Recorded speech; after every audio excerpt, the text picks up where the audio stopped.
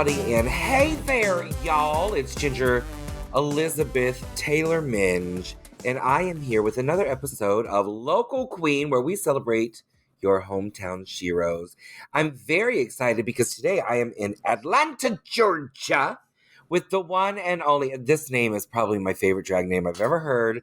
I am going to put that out there. I'm already obsessed with Tugboat the Queen. How are you? I'm just living my best life. We're doing so well. Are you? Yeah. Are you? It's very early. I mean, here we are. We're up at the crack of noon. The crack of noon. The very crack of noon. It's been a rough week for us because, you know, we're musical theater gays.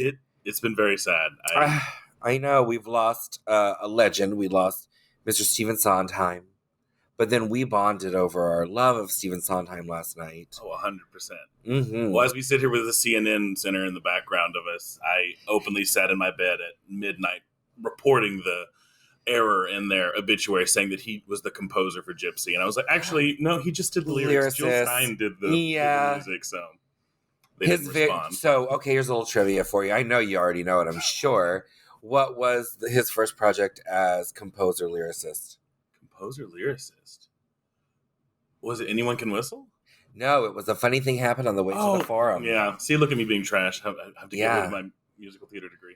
Now, what other big hit did he write the lyrics for? West Side Story. West Side Story, which is coming to cinemas this holiday season. Can't wait. We are not we're not promoting them. We're not supported by them. They do not sponsor us. But I saw the commercial this morning. It looks good. It looks really good.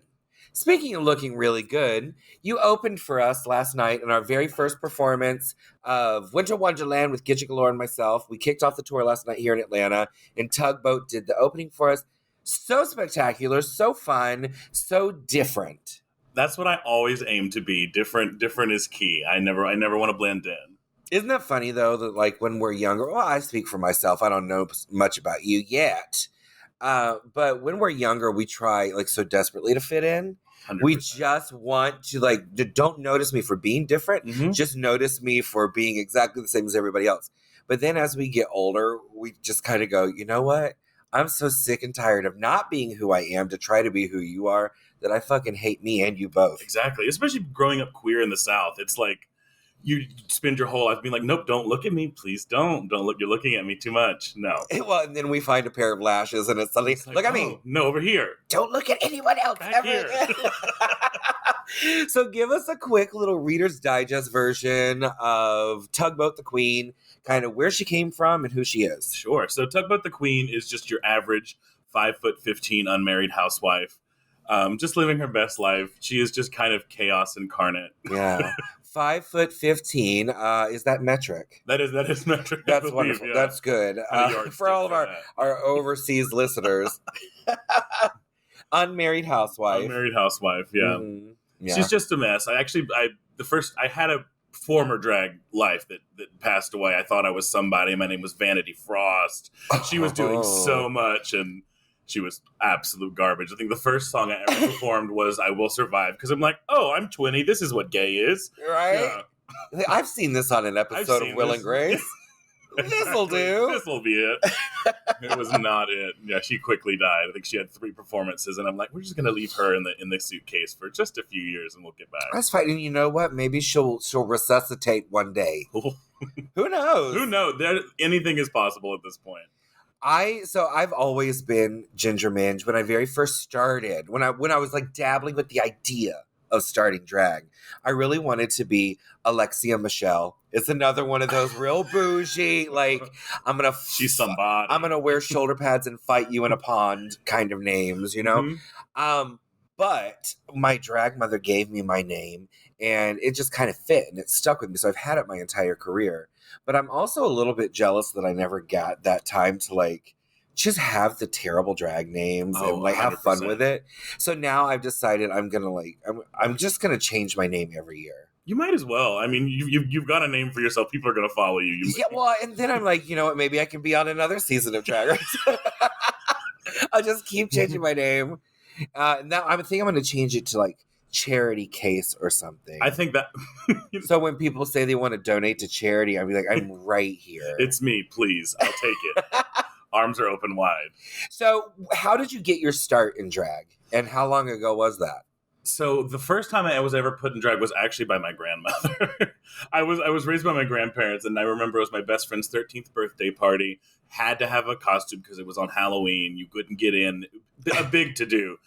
I knew we had a costume. Didn't have a costume. Couldn't find it in the attic. She's like, well, we have my clothes, and we're about the same size. So, so your grandmother's 5'15" as well. She's also 5'15". I was probably 5'12" at that time. Oh, so like a little shorter. But we've always been built like a refrigerator box. I could have fit into this family. Yeah. Well, I don't know. Maybe this way, not this way. I don't know. Nana was shorter, yeah. Okay, I am your Nana. Yeah, yep. This is really an intervention. This is not really a podcast. Pulls off the mask. It's Nana. It's time. But then when I got to college, of course I had a roommate who did drag and like taught me everything, of which all I've forgotten and have thrown out the window since then because I'm like, ugh, I won't do it that way. But yeah, I was so into it. It was so fancy, and then it quickly died. I was like, this is not the look. Looking back at the pictures of me first in drag, I'm like, it's all powder. And this was Veronica Frost. Yeah, this was Vanity Frost. Vanity Frost, sorry. Oh, please, you can call her whatever you want. No one knows. She's dead. So Vanity Frost had 3 performances, was born while you were in college, and her makeup routine was all powder. All powder.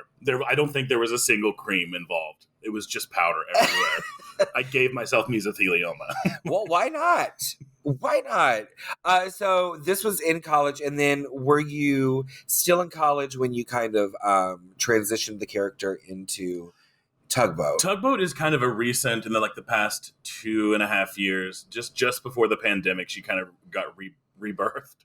I don't know if we'll go with it. A second coming. A second coming.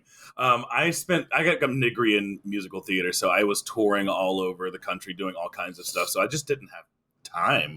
I was living out of a suitcase for about 4 years there, where I was just like, I never see anything, let alone like another person, anything. I was not about to take up the valuable space in my suitcase for any drag, so I just left it.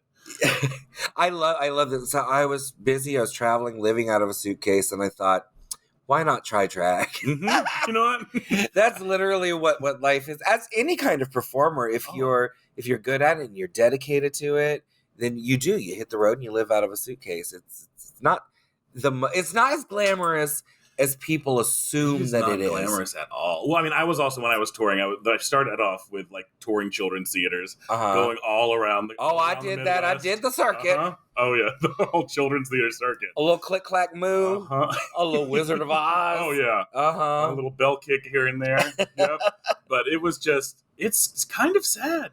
You never see anybody. You can never like build connections in these little towns. No. And it seems so cool at first because I'm like, I get to see the Midwest, Iowa, all these places I've never seen before. And yeah, but corn-fed Iowa boys are gorgeous. Oh, yeah. Well, yeah, the apps would be my only connection to any sort of social life in any of the towns, probably to my own detriment.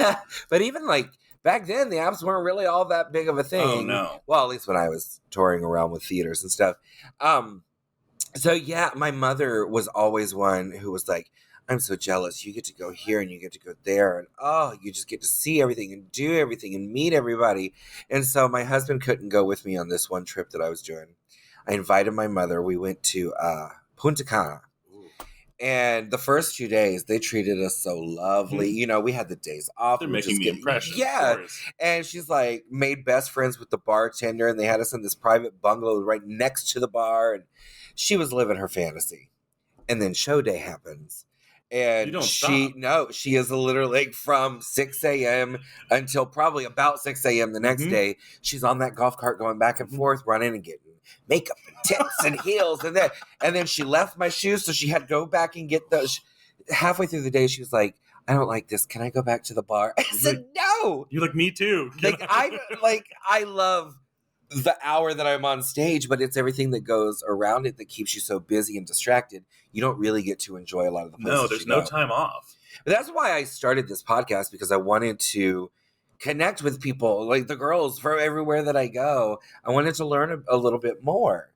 So, what is the local drag scene here in Hotlanta? Like, Hotlanta. Nobody says that, but sure. No, no one does say that.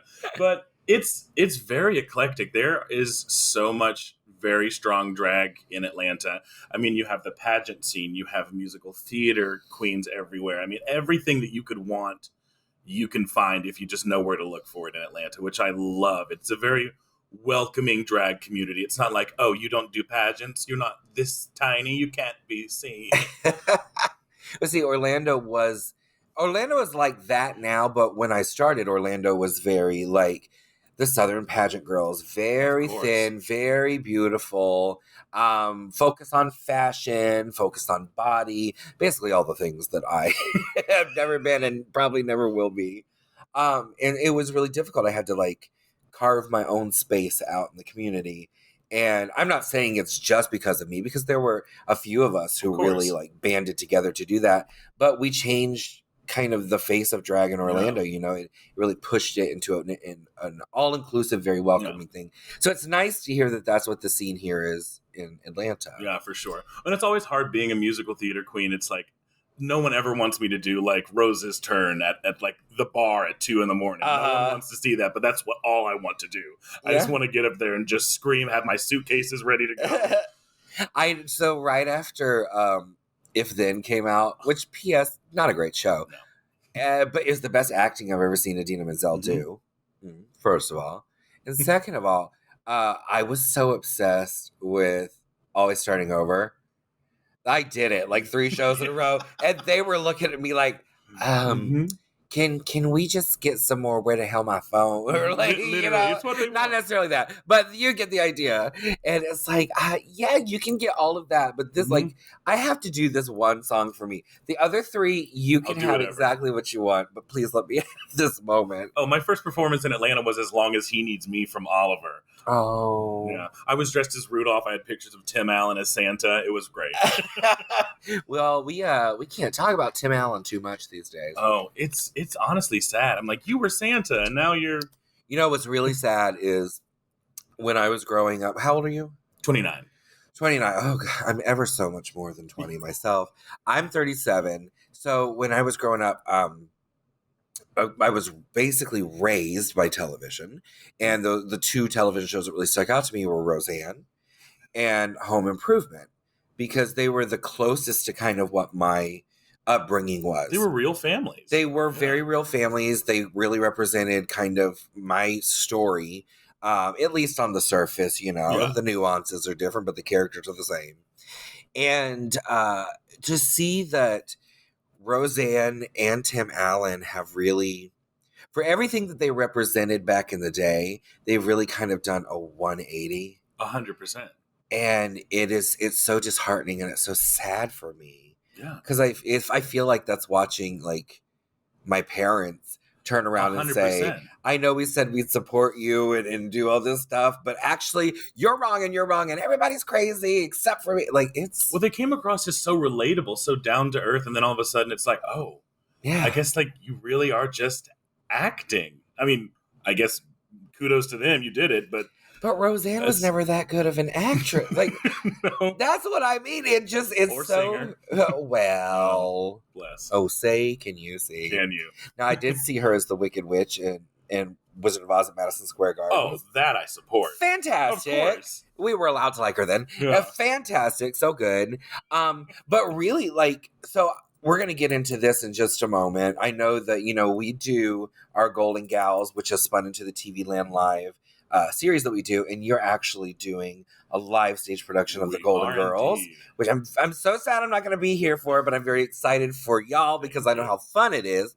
But just talking about like the whole Roseanne debacle, that paired with Tim Allen, it really kind of made us in our group that does the TV Land Live productions really want to kind of reclaim those things that were very important to us growing up.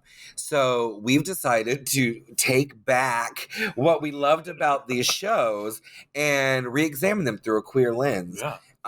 We don't change a whole lot because I don't think that would really be as relatable. No. But we do re-examine it and we make it more accessible, I think. And so that's the whole point behind our TV Land Live series. Now, tell me a little bit about you playing Dorothy Spornak in The Golden Girls and how that all came about. So I work with a lovely theater here in Atlanta called Outfront Theater Company. They are fantastic. They are openly fantastic. It is Atlanta's only LGBTQIA plus queer art space. Mm-hmm. It's amazing. It's the safe space for any sort of queer art that wants to happen. They have drag shows. They have Out on Film, which is like a queer film festival that happens. So many things.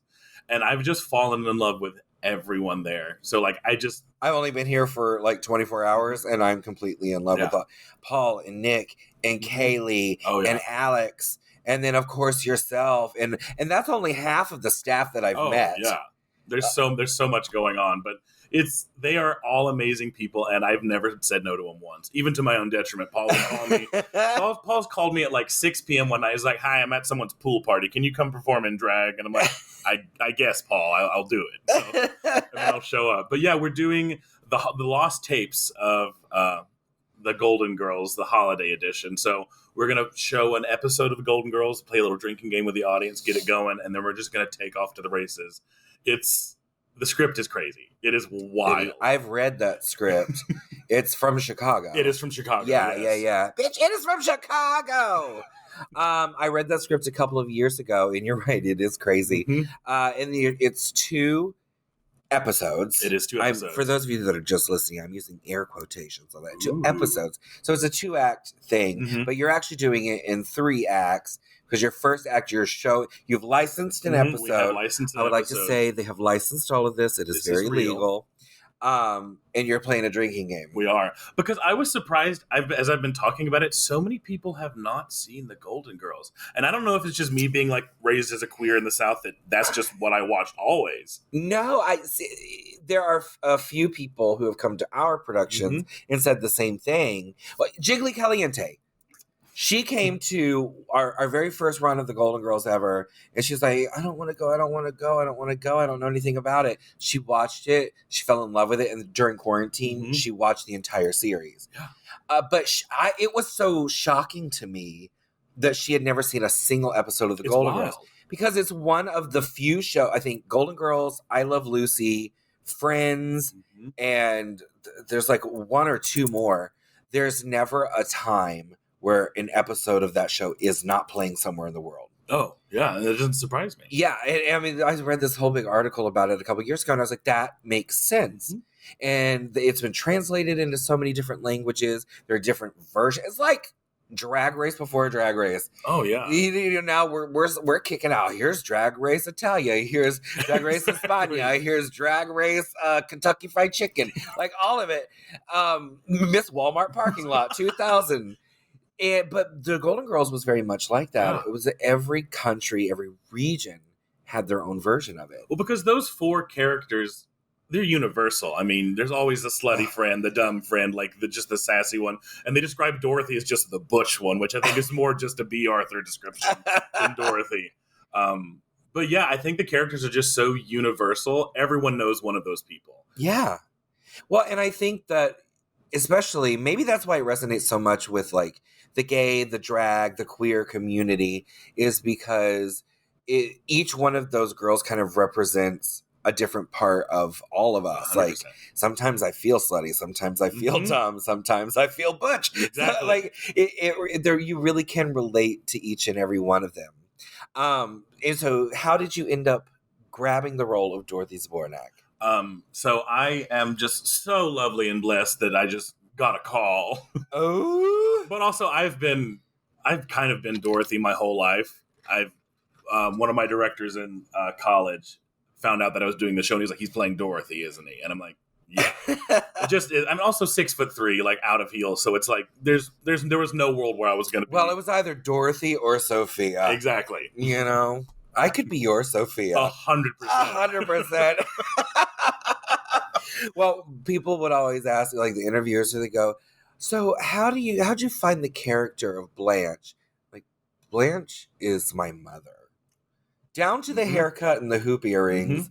Blanche Devereaux is Shirley Eads. Like, I know this woman inside and out. She is the epitome of Southern charm and elegance. It's just charm. It's just politeness. Exactly. Just to an extreme. And then, like, the opposite of that is Dorothy Zbornak. Oh, 100%. So you being a Southern genteel lady, how do you tap into the brash harshness? That's just kind of who I've always been. People are always like, why do you don't ever seem to think about what you say? And I'm like, if I think about it, I won't say it. I'll never talk. That's true. So that was all of season 7 for me.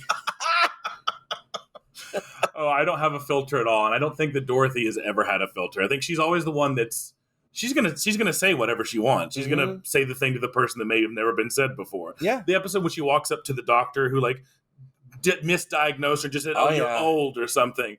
It's iconic. It is well, and they all had such iconic moments. Oh yeah, and they're still like you can sit back and watch episodes now, and you're like, how was this from 30 years ago? Because it's still so relevant to exactly what I read in the newspaper today. Yeah, like it's insane how ahead of their time they were. Yeah, well, especially at that time period. Except, I mean, Lord bless Coco, who got cut after the pilot episode. Well, their gay houseboy who didn't really have much of a character, but just, I'm sassy. Oh, would leave the kitchen. He was one terrible accent away from Agador Spartacus in the birdcage. It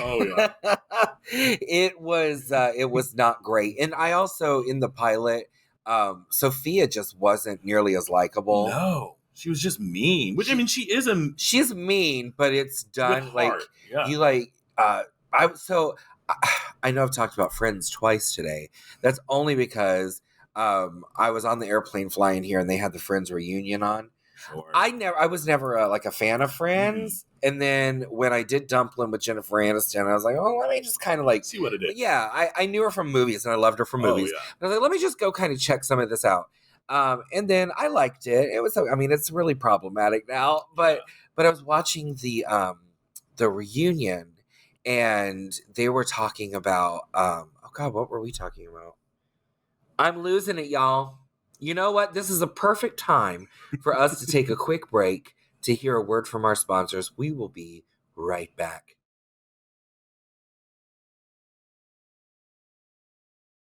Welcome back, everybody. Make sure you go try that fabulous product because I'm using it right now. Now, we did have a quick discussion. We figured out what we were talking about. So, my train of thought, getting back on track right now, watching the Friends reunion, and they were saying that the most difficult role to cast was Rachel Green. Yeah. And I was thinking in my head, I was like, how are any of these really difficult to cast? Like, it's a perfect cast, and that's what made the show. But there weren't any, like, super specific types. You know, it's like broad strokes at the beginning. And then something made a lot of sense. It really clicked in my head. They said, Rachel Green is a wholly unlikable character on paper. So you need somebody that is completely lovable to balance it out and make it work. And I will agree. Like, Jennifer Aniston was the right choice for that. And then I stopped and I thought about the episodes I had seen, and I was like, yeah, she's pretty terrible as a person. Oh, yeah. But it was the performance that made it work. Exactly. And I think that it's the same thing with Estelle Getty as Sophia. Because if you look at the script, everything she says is just mean. She's hating on Dorothy. She's hating on everyone. She says anything she wants, which I was just recently rewatched. And apparently in the first episode, they explain, she had a stroke in that part of her brain that filters it. They never address that anywhere else in the season. Anywhere else. But as long as it's addressed at the beginning. But like on paper, she is just the rudest person, but Estelle somehow finds the heart behind everything and has some really, really warm moments throughout the show. Absolutely. Are there any moments you are particularly looking forward to? It's not. I'm off stage doing a change for this, but we have a chainsaw ballet, which I know means absolutely nothing. But basically, Rose is having a fever dream. She doesn't want to. She wishes she never came to Miami is kind of the premise of one of them. And she's just like the three ghosts basically taking a little bit of a Christmas Carol kind of feel. And she's just it is just wild. Sophie is a drug mule. There's all kinds of stuff happening. And there's chainsaws involved. I love all of that. Set to Tchaikovsky, of course. Well, is there any other way? Would we not? All right, so you're doing the Golden Girls, the Christmas, the Lost Christmas episodes. That is opening December 10th. December 10th. So it'll be open by the time this airs, I believe. It'll be open that week. Mm-hmm. And then it runs through the 19th. The 19th. Yeah, and on Fridays and Saturdays, we have 8 p.m. and 10:30 shows. Okay. So the late shows, I think, are going to be wild. In the theater, like, you don't do a late show. People get mad that there's shows at 8, not 7:30. They're like, I've got to get to bed. So the 10:30 crowd is going to be wild. When's your matinee? Yeah. Oh, my gosh. I'll never forget we were doing Evil Dead, the musical. And I got to play Jake, which was really fun. But they would do like the regular 8 p.m. shows. Mm-hmm. And then it was so popular, they added like a 10:30 p.m. And we did that. And it was insane and crazy. Those sold out. So they started adding 1 a.m. shows. I have never in my life experienced the energy of a crowd that wants to go see a musical at 1 o'clock in the morning. Especially Evil Dead. Well, Evil Dead, yes. Crazy. It was, I can't even fathom. Like, it was crazy. I can't imagine the energy, especially at 1 a.m. Well, especially for you in the show. And you need that energy. Yeah. Well, doing it 3 times back to back, that show doesn't really seem like it stops at any point. It doesn't. Luckily, I came in at the end of Act 1, and I had like a great song. Then I went away for a while and came back and had a great song and got killed. That was fine, but it was always scrubbing off the blood. So much blood. So much blood. We had to scrape it off, like, and then get back in pre-blood. So we were like, it stains. You know? It 100% Especially does. Community theater blood stains. Yeah. So we're in there and we're like, putting foundation and powder on, just trying to cover up the blood stains. It didn't work. Everyone looks a little burnt by that one a.m. show. It's like, what's happening here? It's like 4 layers of pancake there. So Theater Queen, that's where you got your start, and then that's what you're rooted in still today. It's still what I'm rooted in, and it's difficult because there are very few places where I think theater and drag overlap that's already existing.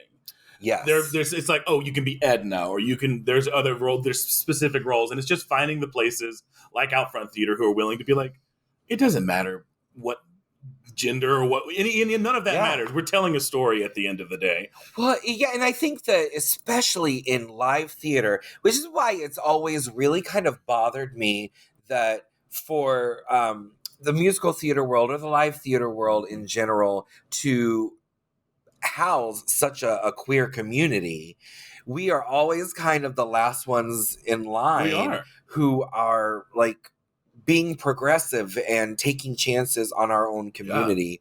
And it's been really disheartening to see, like, we're telling a story, and when you're in a live theatrical venue, you have that automatic suspension of disbelief where anybody can be anything. And you could make all kinds of magic.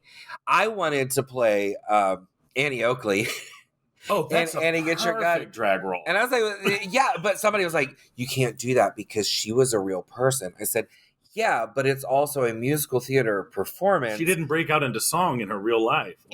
She also was 16 years old, and Bernadette Peters was 50-something when she played Ethel Merman. Ethel Merman, like you're taking liberties already. And if it's being done like the revival, it was so brilliant that they set the whole thing inside the circus tent, and it was a show within a show. If it's a show within a show, you already have that conceit set. Exactly. Like, you already have people that are going, okay, well, I'm going to buy anything because they're just telling a story.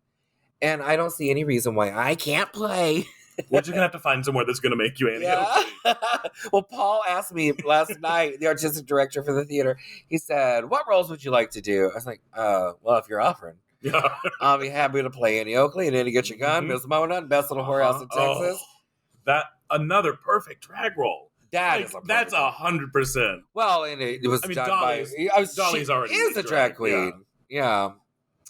Anyway, so how did you find your niche? Like, because you're very correct. Like, there's very few instances where drag and musical theater kind of intersect already. I think it's just a matter of surrounding yourself with the people who are willing to take the chance. Because so many theaters, it's like, we can't cast a person of color as like Lori in Oklahoma. It's like, well, why can't you? You're the only one holding yourself back from that. Yeah. And so it's just a matter of finding the person or the people, the artistic community, like I have it out front, that's just willing to say, yes, let's do that. Let's do something different. Because there's been 9,000 productions of Oklahoma. We get it. Like, you can try something new. It'll be fine. Rochester Everything will be okay.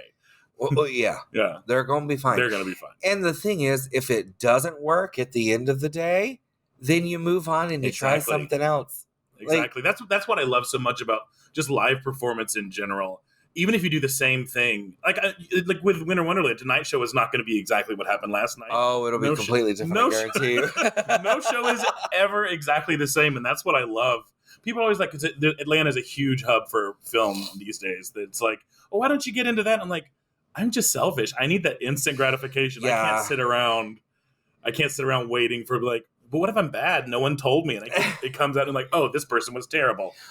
It's so funny that you mentioned that. Like years ago, before Drag Race and then immediately following, I was like, I'm focusing on stage. It's what I've always done. It's what I love. I don't want to do movies. I don't want to do TV because, again, it's like there's no audience. There's no instant gratification. I can't change something. Because in front of an audience, I'm very intuitive. Like I'm sure you are as well. Well, I know you are because I watched you last night. You get a sense of what's working, what's not immediately, and then you cater to that. Exactly.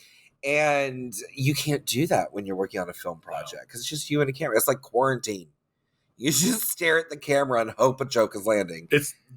All of the Zoom drag thing, any of that stuff. It was so uncomfortable. Just like and hold for laughter. But then I started doing TV and film projects, and I retrained myself as an actor. Like it's a totally different process, and it's equally as gratifying in a very different way. But I had been doing that for so long that when I went back to doing theater, and not just like drag shows, but theater, it was. I don't want to say like riding a bike because it wasn't. I had to retrain myself. Of course. But it was also like stepping back into your house for the first time in 20 years. You're like, oh my gosh, there's you. And you were there. And you were there. It's very that. It's like a warm hug. So what do you do? Like, what is your typical drag schedule? Oh, woof. I've not performed in as many places in Atlanta as I would like to, like bar wise. It's always so weird because I'm never gonna get up there and do a Dua Lipa song and do a death drop. Like my knees aren't built for that. I am not the one. So it's just finding the little events here and there. My favorite thing to do is bingo. I love hosting bingo. It's the lowest stakes but the highest payoff. It's harder than people think too. Yeah. It is literally just you doing a stand-up routine for 2.5 hours. Yeah. It is so difficult. Yeah. It's stressful. It is. And so Gidget and I, we do bingo every week at Hamburger Mary's in Orlando. We've done it for years. We love it. It's a great gig. And we miss it when we're away, but people always go, oh, it's bingo. Girl, anybody can do bingo. So we booked those people that say anybody can do bingo. Go for it. And then it's halfway through, they're texting us, what do I do? This is so much harder than I thought. I don't have any more songs. I don't have any more jokes. You can't pause bingo. It's got to keep going. Everyone's there. Like, they're there for the winning. You're right. Keep pulling the balls, bitch. And keep making jokes. That's another good thing. It moves so fast. If your jokes don't land, you go on to the next ball. I've got 10 more coming up. Yeah. Exactly. What's your favorite bingo joke? Oh, well, we do weird bingo. We don't do numbers. It's like a combination of trivia or like divas. Like you've got like this TV show on your card, and like I'm going to say a quote from a movie that I've pulled out of this little thing, and you've got to figure it out. So I can't remember what it was, but someone just kept yelling at the screen. We showed these divas that it was Meryl Streep. We're like, it's not Meryl Streep.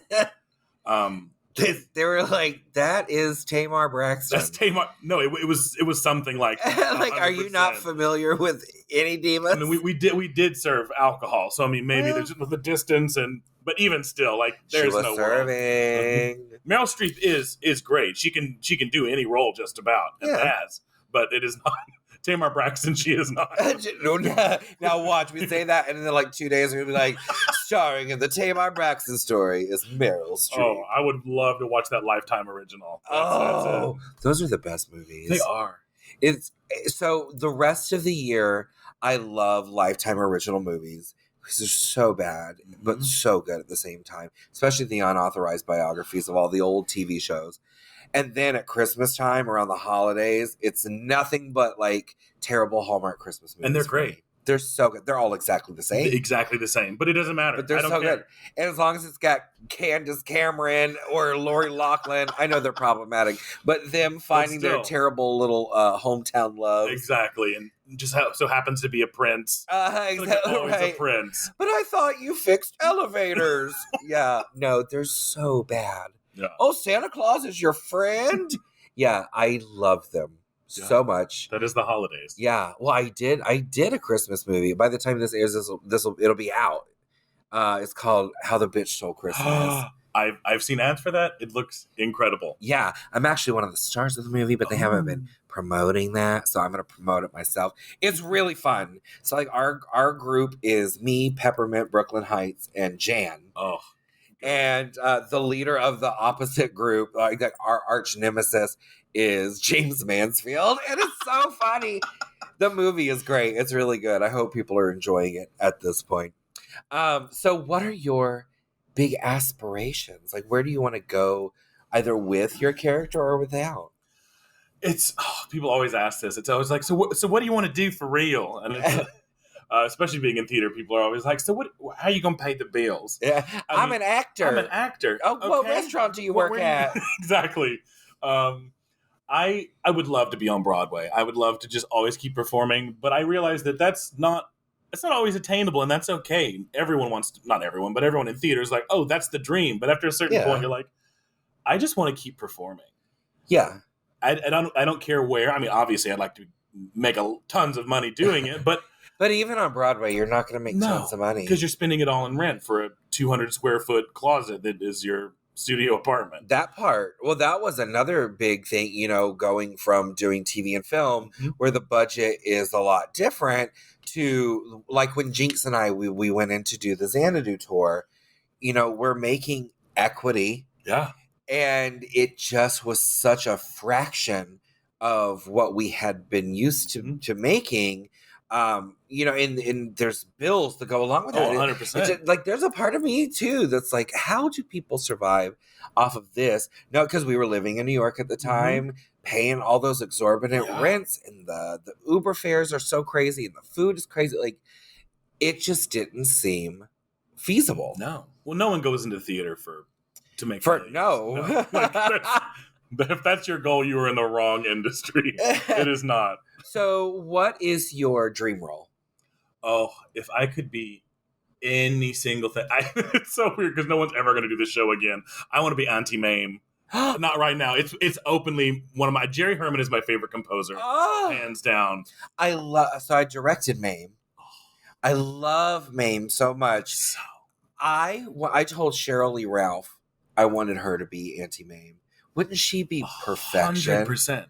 Like, she is the epitome of Auntie Mame. 100%. Oh, I just love it. It's such a fun story. The music is so beautiful. Incredible. So incredible. Beautiful. If you've seen the movie with Lucille Ball, it's wild. Now, I'm one of the few freaks who actually enjoyed the movie. Oh. It is not a good representation of the stage show. It is not at all. But I will always love Lucy. Oh, I was raised on TV Land. That's what I was raised by my grandparents. So I mean, I didn't listen to like top 40 hits until I was probably in high school. Everything was Elvis, the Supremes, and only watched TV Land or CNN. That's Ours was always like Tammy Wynette and Tanya Tucker and Dolly Parton. Yeah.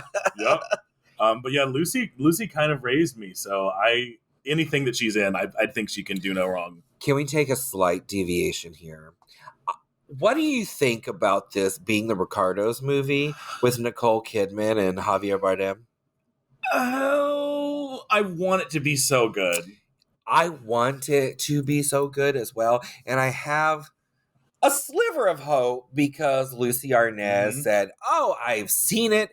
What they've done is brilliant. It really tells a great story and she does a great job.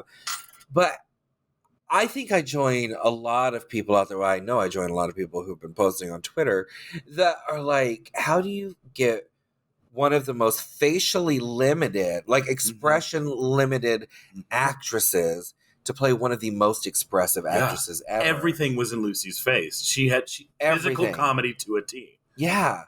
And Nicole Kidman is a fantastic actress. 100%. I've loved her in so many things for so many years, but I just don't see the connection there. I don't. Well, I will say I didn't see the connection with Renee Zellweger and Judy Garland. Exactly. And I think she nailed wonderful. She did a fantastic job. But I was one of those people when the trailer came out, I was like, this is terrible. Mm-hmm. Her eyes are too small. Judy had giant doe eyes.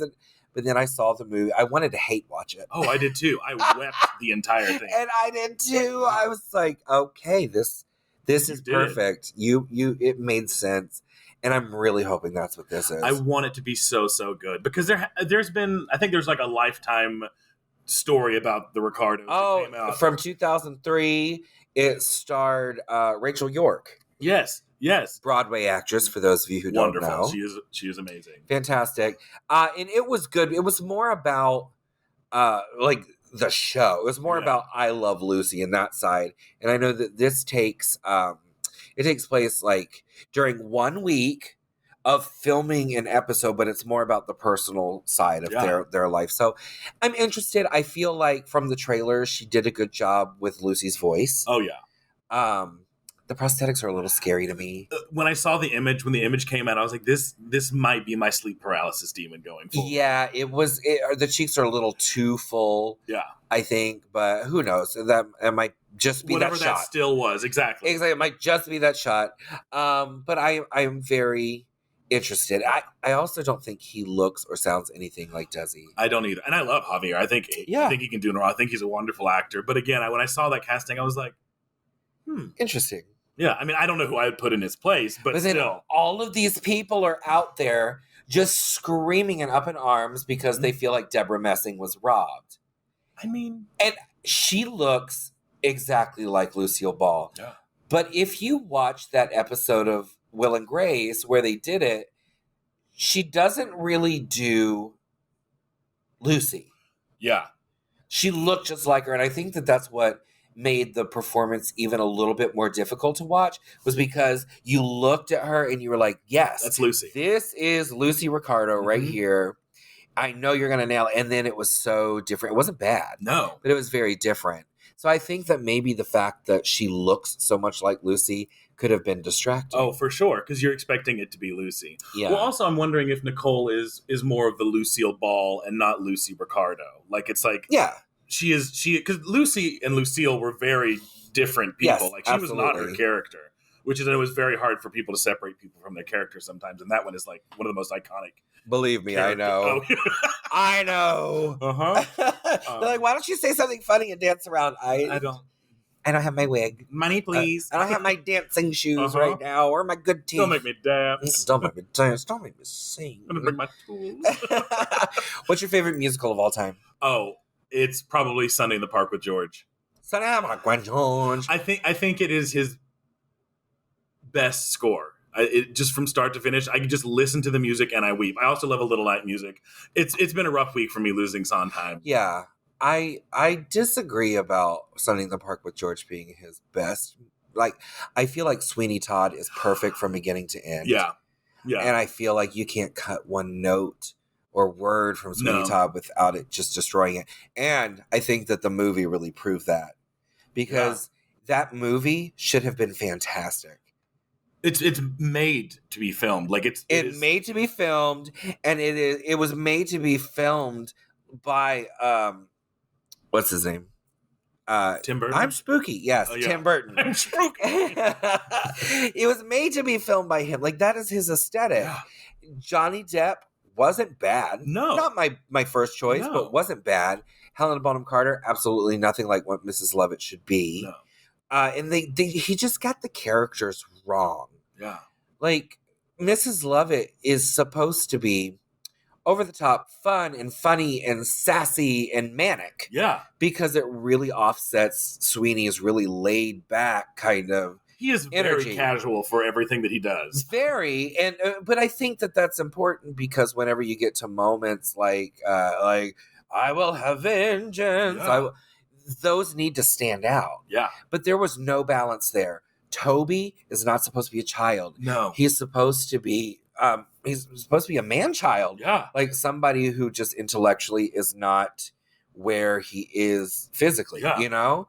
And that's what makes him scary, is because he's supposed to be bigger and hulking and capable of harm. Exactly. And he was like a child. I was like, that's not. They turned him into the Artful Dodger. Yes. And it didn't work. And it just, when they started cutting out all of the Swing Your Razor High, all of that kind of stuff, Tin the Tail of Sweeney Todd, it took the whole heart of the movie out. I think it is one of the more difficult things trying to adapt a musical to film. I mean, as you can see, like any of the this live on NBC or Fox, some of it just doesn't work because you lose so much of the urgency of things in a show. And a show is like, it doesn't stop. There's the energy always moving forward. Well, you lose the intimacy between the performer and the crowd as well. I'm looking forward to the Annie Live. I think I'm one of the few people, because like even at first when they announced it, I was like, another Annie? This is our fourth Annie. We've seen it. We've done it. Let's move on. But then seeing her at the Thanksgiving Day parade. She's incredible. She's the most charming child I think I've ever seen. I think she is the epitome of Little Orphan Annie, down to the chubby cheeks and that sweet voice that is still so big and optimistic. I'm really excited for her. I am super excited. And I was very surprised at Harry Connick Jr. I was like, that was the one I questioned. We were like, he's Daddy Warbucks? Well, I saw him in Pajama Game. Sure. So I was like, oh, he's got this musical theater thing down. Like, he'll be good at that. He's not a dancer. No, sure. Well, look, he's Daddy Warbucks. But he's Daddy Warbucks, exactly. But I found them so charming and great chemistry. And Nicole Scherzinger, a lot of people don't realize how incredible her voice is. Oh, I'm sure you've seen her Memory from Cats. Oh, yeah. It's insane. Have you seen her Phantom of the Opera? Incredible. So good. Incredible. I like her, too, on The Masked Singer. Yes. It's so good. I want to be on The Masked Singer so bad. Speak it into existence. I'm going to speak it. Well, they'll be like, well, now you've said it. We can't put you on. Who are you? Oh, it's Ginger. Yeah, Ginger claimed it. All right, I'm going to ask you 4 questions that I ask all of my guests. Question number 1. What is your definition of a local queen? Ooh, that's super fun. I think, especially in the day and age where Drag Race is everywhere, Drag Race has given a platform to so many stars and artists like yourself, that we even had people like last night at your show, people picked up our Golden Girls ticket, or like little family was like, "Ooh, is Ginger in this?" And we were like, "No, she's not. We have some amazing local queens," and they just like sat it back down and walked off. And it's like, I mean, you would be amazing in it, but there are so many local queens that are amazing and different and just so incredibly talented and new. And there's so much out there that I feel like people are like, well, I haven't seen you on TV. I don't want to come watch. Yeah. Which is valid. I understand. Like, there's something to be said about star quality and be like, oh, just like, oh, it's fame. It's like to be like so close. I understand that. But it's like. But can I tell you something real quick? Just bouncing off of that. I get that because, I grew up in Orlando doing drag. Mm-hmm. There was Roxy and there was Tyra and there was, at that point, there was Coco and Detox, like all of these Drag Race legends. And I would be doing shows with them. Mm-hmm. And it was the same thing. I was the one that hadn't been on TV. So I could have given the best performance of the night. I could have sat on stage and solved like the cure, come up with a cure for world hunger. To end it. And people would have been like, that's nice, whatever. Roxy, go flip your hair back and forth a little bit. Yeah. And I was ignored and I was treated poorly by the fan base. And then literally a year later, these same people are coming up and fawning over me. And it's like, why? I was literally here in your backyard the whole time. Nothing has changed except your airtime. You've been exactly. Right there. And to be completely honest, my performance was probably better a year ago. Yeah, sure. Because I was younger, my knees were better. I didn't smoke as much, and I wasn't as tired. Yeah. And it's so, that's why I really wanted to do this podcast, because I feel like as I've traveled the world and I've met so many incredible queens like yourself, it's like everybody's got such a story. Everybody does drag for such different reasons, but they're also universal. And I just want people to hear these stories. 100%, because there's so much out there in people's backyards that you can get out and see and support any of these local queens, because it's exhausting. Like, it is not just like, oh, well, you did a 3-minute song. Like, how tiring could that be? And you didn't think about the... Ask my mother. Yeah. She knows exactly now. The like 18 hours of work that you put in just that day to make sure everything's together, and you had to circle back around because the shoes got left or something like that. Or the 4-minute number that it took me 5 hours to mix. Yeah.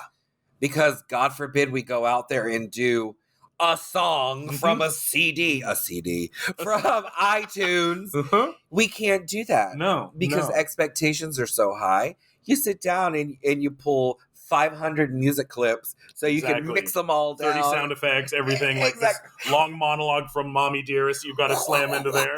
Exactly. Yeah. Well, I think drag has just elevated so quickly since Drag Race has been on TV. I think it's just, everyone's just been like, everyone knew that drag existed. Like, it's always been there, but now that it's had this like worldwide platform, that it's just like, oh, now everything is just like, everyone's always one-upping each other. It's like, how can I reveal that all of my limbs have been fake this whole time and I can levitate or something? It's like, I can't imagine like Drag Race, like season 25, like what they have to do to, like, on roller skates, levitating on like it's wild. And RuPaul just won't be there. She'll be outside the studio just smoking a cigarette or something. Y'all were great. You're fine. Yeah. You're all eliminated. Whatever. Okay, so question number 2. What is the worst, most embarrassing performance you've ever given? Oof. Oh, it's honestly probably... No, it wasn't my first performance when I was Vanity Frost. It was my second performance. I was in just a little drag competition down in Valdosta, Georgia. Valdosta? Yeah, it's the last real exit on 75 before you get to Florida. There's nothing there. It was, I think the theme of this week's competition was like pride or something, and I'm like, what could I possibly do? Well, I can't do what is it? I Will Survive Again, because I just did that last week. So what can I do this week? Oh, I'll do I Kissed a Girl and I Liked It, Katy Perry. And that is not me. I am not the pop queen. I got up there and just clothes that I borrowed from my roommate's closet. I was just like, ooh, this is frilly and fun. And I honestly don't think a single person was entertained. Not even you. Not even, least of all me. I was just up there just like frilling around. I like made out with my friend who was there because like I got to kiss a girl. And then afterwards you're like, let's hear it for Vanity. Crickets. Give it up for Vanity. Vanity, give it up. Give it up. It's time. My friend Doug, he's our Stanley Zbornak in Golden Girl. Well, he plays like every guest starring role. He always does this thing right before we walk on stage. The theme song for whatever show we're doing will start, and he'll grab our hands and he'll say, "Hey, if you have fun, they'll have fun." Mm-hmm. And it's something that, we make fun of him for it all the time, but it's so true. Unless you're doing something that entertains you and makes you happy, it's not going to come across well to the audience. Oh, yeah. I was trying to be someone I wasn't. I was trying to be like, oh, this is what drag is supposed to be. Yeah. Mimicking what I've seen. And it's just be yourself. It's my favorite thing about drag is it can be whatever you want. Anything. There's literally no 5 boxes to check. Like, it's like, that's drag now. It's like, you can literally do anything. Yeah. I've seen it. I've seen it all. All right. Question number 3. What is the performance you are most proud of in your career? Most proud of. So it's probably the most fun I've ever had on stage in drag. I got to play in A Christmas with the Crawfords at Out Front. It's just wild. Just a bunch of celebrities just happened upon Joan Crawford's house. And I had the lovely opportunity to play Shirley Temple in Act 1 and Gloria Swanson in Act 2. Oh, well, they are one of the same. They really are. They really are close. And trade the curls for a turban. Yeah, exactly. Just cover it up. It was great not having to be in a wig for a whole act. I was like, this is everything. But getting to be Gloria Swanson on stage, and it was in no way who Gloria was as a person, but just absolute chaos. Absolute chaos. I mean, everyone was entering in from like the doorbell because they were coming to visit. They were like looking for a Christmas party. And I was like, okay, so this is a little extra, but you have a staircase. Can can Gloria just have been living in the attic and come down the staircase? And I just like, it's just the most fun I've ever had on stage because I got to do whatever I wanted. Yeah. The Jen Acker who directed that was just like, this is chaos. None of this is real. We're like, none of these people are what we're showing right now. Live your best life. And it was incredible. I love that. My final question for you. What would your advice be for any up-and-coming queen? Get out there and do it. I feel like it's like so much of you, there's so much fear of like, well, what if I'm not good? Okay.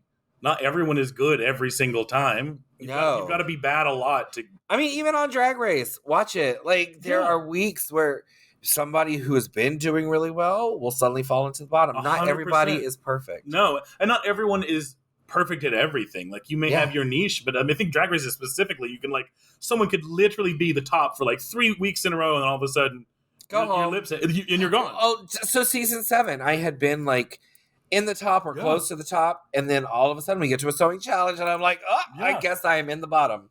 Like everybody has strengths and weaknesses and you can't be afraid to fail. No, because failing is how you're going to grow as an artist. Exactly. That's how you're going to figure out what doesn't work. Because I mean, I just kind of throw spaghetti at a wall and see what sticks.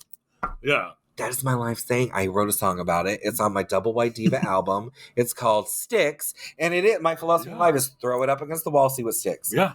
And that's how you have to be. Yeah. As anything, as an actor, as a drag queen, as somebody who works at the bank, as somebody who works at McDonald's. Just a person in life. Like, just try shit until something feels right for you. That's my biggest fear in life is complacency. I never want to feel like I'm stuck and just be like 20 years of my life have gone by and like I would rather be broke doing what I love than be rich like the days just blending together into like into a gray blob. Absolutely. All right, I lied. I have one more question. Where can our followers find you? Oh, you can find me on Instagram at Tugboat the Queen. I also have a Twitter at Tugboat the Queen, but I don't know how to tweet. It just doesn't work. I mean, I say things. Tweeting is my favorite. I just need to get back into it. I just type things and I'm like, well, this isn't funny, and then I delete it and I'm like, it doesn't have to be funny though. Like I'm literally like, hey, I had eggs for breakfast. You guys like eggs? But to me, it's all about a jumping off point for a conversation. Yeah. And again, like I was saying about this podcast, like everybody's got a story and every story is interesting. Yeah. Every story. You've got to listen in. You just have to tune in. Yeah. And so I'll post something like that, like, I'm having eggs. Do you like eggs? And people they'll jump in with like, yes, I'll never forget. I was cooking eggs with my grandmother when I was 5 years old, and the grease from the bacon in the pan next to it popped over, and it got my eye, and now I've got a glass eye, and people call me Sandy Duncan, so I'm doing Peter Pan. Like it just spirals into these things, and it's so interesting. Me. That's why I love Twitter. I think I just need to be not to learn to not be afraid to like. Who cares if anyone take your own advice? Like, literally, don't be afraid to fail. Yeah, just fucking do it. Yeah. Well, find me on Twitter. Find her on Twitter. She's going to be tweeting up a storm now. And as always, you can find me at gingerminge.com. All of my social media is linked right there. Thank you so much for joining me today, Tugboat. I've had such a good time. I've had a blast. And I can't wait to see your performance this evening as well. And for all of you out there, make sure that you get your tickets for our holiday tour. It is at gingermingelive.com with Gitch Galore and myself. Make sure you like, subscribe, comment, and share everything about this podcast. And until next time, remember to support your local queen because they are your hometown Shira. We're out.